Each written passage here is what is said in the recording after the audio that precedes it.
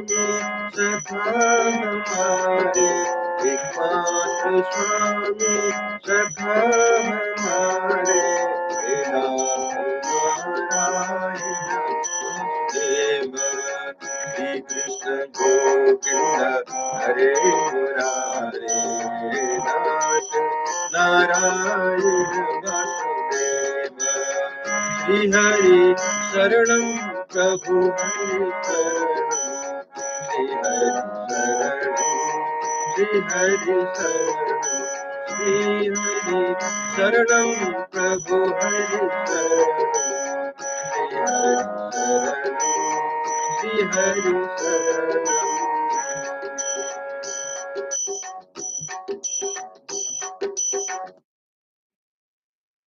जय श्री कृष्ण, जय श्री हरि। आज म हरिवंश पुराणको 72औं दिनमा छु र आज सबैलाई स्वागत गर्दछु। मेरो लाइभमा आइदिनु भएकोमा यहाँहरुलाई सबलाई धन्यवाद र 10 मिनेट जति धैर्यपूर्वक श्रवण गरिदिनु हुन अनुरोध गर्दछु। आज मैं पंचषष्ठीतमो अध्याय प्रारंभ करने जा रहा हूँ। इसमें आज हम विजय बलि के पास राज्य लक्ष्मी आदि का शुभागमन के विषय में हम आज श्रवण करेंगे। वैशंपायन जी कहते हैं, जन्मेजय तदंतर देवता विजय के लिए प्रयत्न छोड़ बैठे और त्रिलोकी के राज्य का दैत्यराज बलि के द्वारा पालन होने लगा। बलवान बलि मायासुर और सांबरासुर को विजयी हुई। संपूर्ण दिशाएं अमृतमय हो गई। धर्म कर्म का पालन होने लगा। धर्म का मार्ग खुल गया। सूर्यदेव अपनी अयन में स्थित हो गए।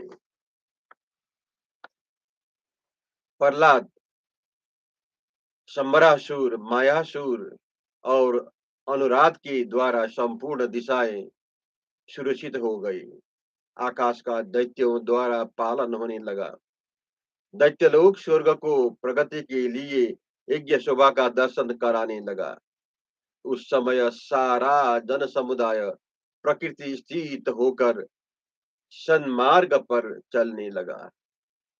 सब प्रकार के पापों का अभाव हो गया। पुण्य कर्म की व्यापक सत्ता दिखाई देने लगी। सिद्ध पुरुषों की तपस्याओं में स्थित हुई। सर्वत्र आश्रमों की रक्षा होने लगी। धर्म अपने चारों चरण से युक्त होकर रहने लगा। अधर्म का चतुर्थांश मात्र ही शेष रह गया। तेजस्वी राजा प्रजा पालन में तत्पर रहने लगे और सभी आश्रमों के निवासी अपने अपने धर्म में स्थित हो गए। ऐसे समय में समस्त असुरों ने दैत्यराज बलि का इंद्र के पद पर अभिषेक किया। उस समय असुरों के समुदाय हर्ष में भर गए और आनंद मग्न होकर जोर जोर से गर्जना करने लगा। इसी समय कमल के आसन पर विराजमान राज लक्ष्मी राजा बलि के पास आई। देवताओं को मोहने वाली उन वरदायिनी देवी ने अपने हाथ में एक कमल का फूल ले रखा था। लक्ष्मी बोली, बलवानों में श्रेष्ठ महातेजस्वी महाराजा बलि, तुम्हारा भला हो। तुमने जो देवताओं को पराजित किया है, इसमें मैं तुम पर बहुत प्रसन्न हुई हूँ।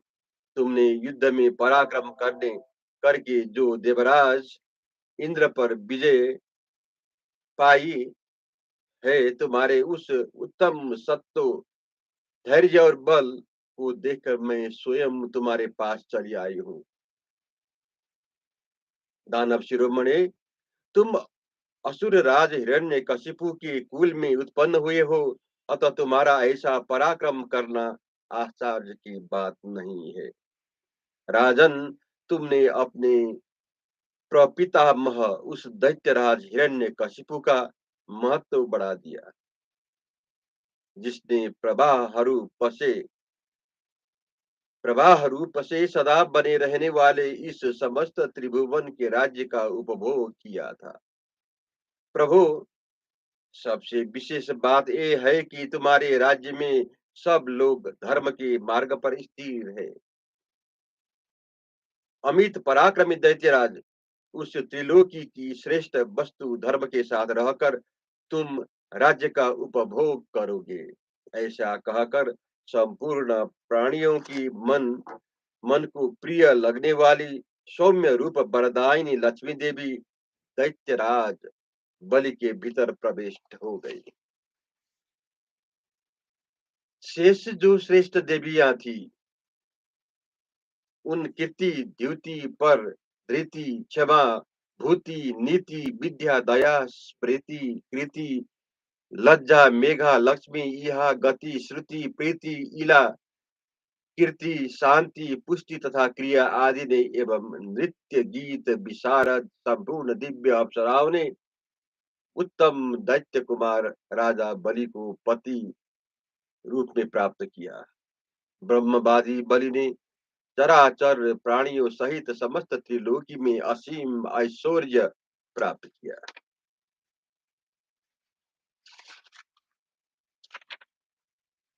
अब मैं 67 अध्याय प्रारंभ करने जा रहा हूँ। इसमें आज हम अदिति और कश्यप जी के साथ देवताओं का ब्रह्मलोक में जाना, इस विषय में हम श्रवण करेंगे। सॉरी।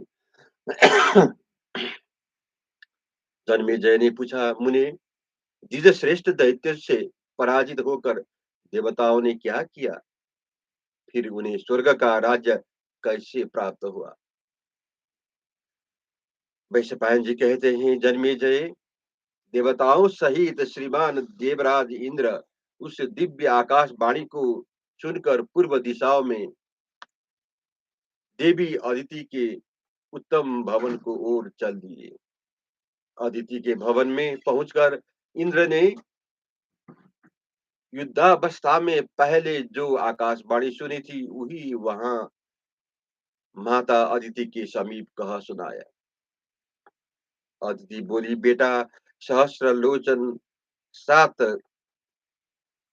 क्रतो, यदि ऐसी बात है, यदि तुम लोग और समस्त मरुद गण भी रण क्षेत्र में विरोचन कुमार बलि का वध नहीं कर सकते, यदि वह असुर केवल एक मात्र सहस्र मस्तक वाले भगवान के हाथ से ही मारा जा सकता है, दूसरे किसी के हाथों से नहीं, तो तुम अपने सत्यवादी पिता कश्यप जी से पूछो कि दी दिति नंदन महात्मा बलि को पराजय के लिए क्या उपाय हो सकता है। तब सब देवता माता अदिति के साथ अपने पिता कश्यप जी के समीप गए। वहां उन्होंने दिव्य तपोनिधि मुनिवर कश्यप जी का दर्शन किया। वह आदि देवता और दिव्य पुरुष गुरु है। तीनों समय स्नान करने के कारण उनका शरीर जल से भीगा रहता है। वो सूर्य के समान तेजस्वी है। उनका गौरवपूर्ण अग्नि शिखा के समान प्रकाशित होता है।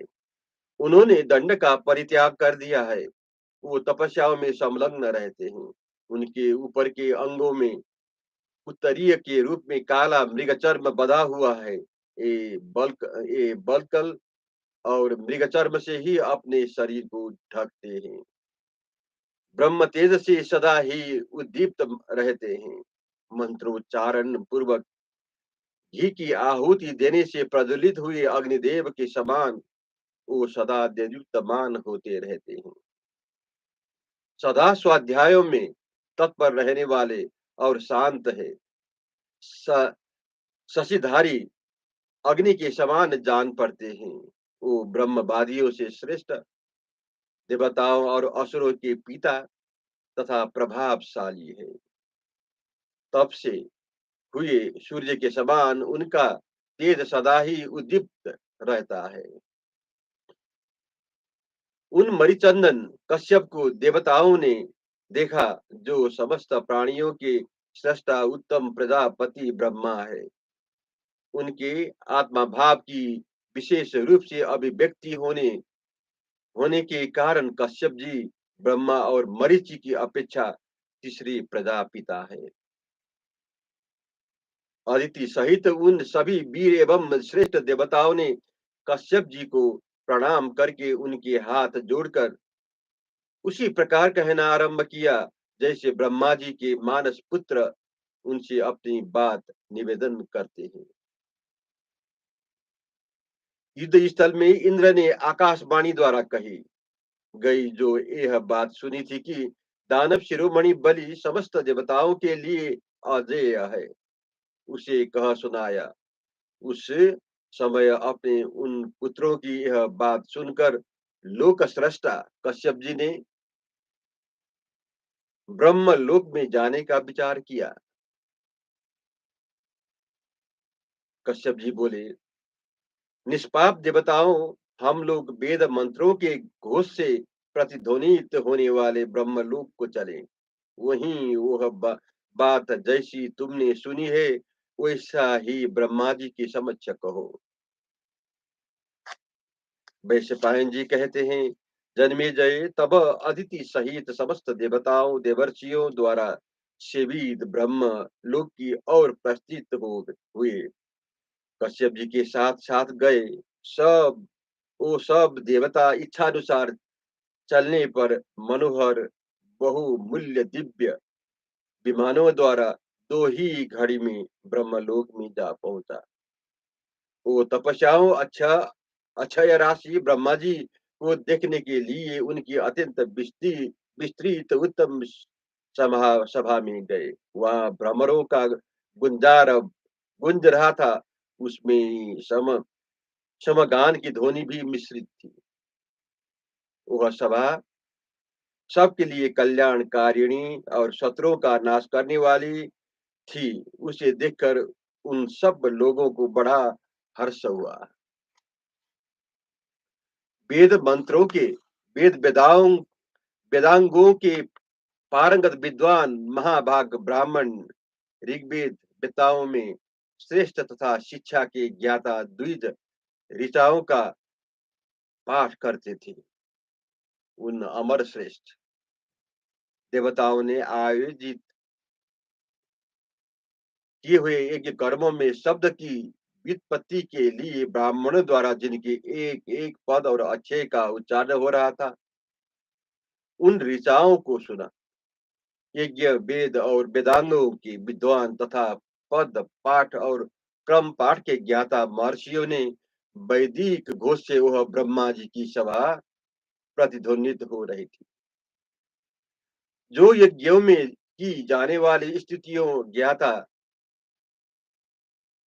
शिक्षा के विद्वान शब्द की व्युत्पत्ति और अर्थ के जानकार संपूर्ण विद्याओं में प्रवीण मीमांसा के अनुकूल वेद वाक्यों की तात्पर्य को जानने वाले सर्ववाद विशारद हृष्ट पुष्ट स्वर में युक्त तथा मधुर भाषी थे। उन्हीं द्विजेंद्रों द्वारा किए गए वेद उसमें प्रतिध्वनित वह श्रेष्ठ ब्रह्म सदन देव सभा के समान सुशोभित होता था।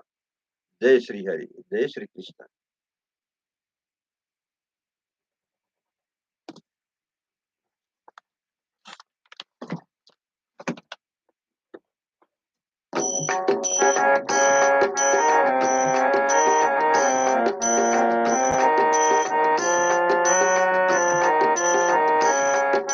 श्री कृष्ण गोविंद हरे मुरारे, हे नाथ नारायण वसुदेव।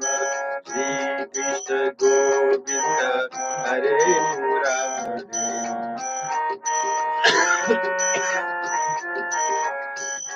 श्री हरि शरणं प्रभु हम शरणं, श्री हरि शरणं, श्री हरि शरणं, श्री हरि शरणं प्रभु हरि शरणं। श्री हरि शरणं श्री हरि शरणं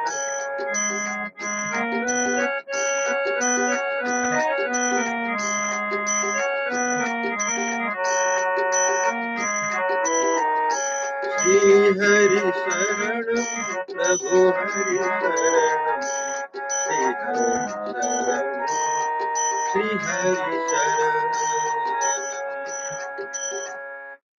जय श्री कृष्ण, जय श्री हरि।